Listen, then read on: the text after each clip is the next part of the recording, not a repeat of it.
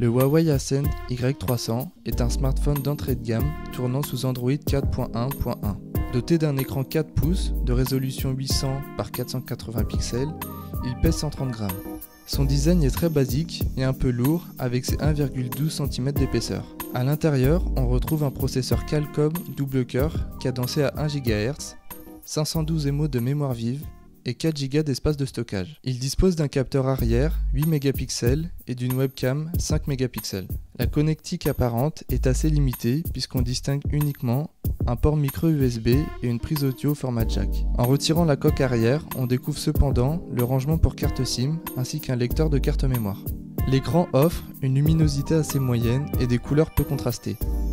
La fluidité est dans une bonne moyenne pour cette gamme de smartphones. La surcouche du constructeur demande quelques minutes d'adaptation et se montre plutôt intuitive. La navigation internet est plus rapide qu'on ne l'espérait compte tenu du peu de mémoire vive disponible. Il y a un temps de latence sensible lors de l'affichage des pages, mais le surf reste confortable. Le visionnage d'une bande-annonce montre les limites du Y300 en multimédia avec sa définition modeste et ses couleurs peu gaies. Il conviendra cependant pour regarder vos vidéos si vous n'êtes pas trop exigeant.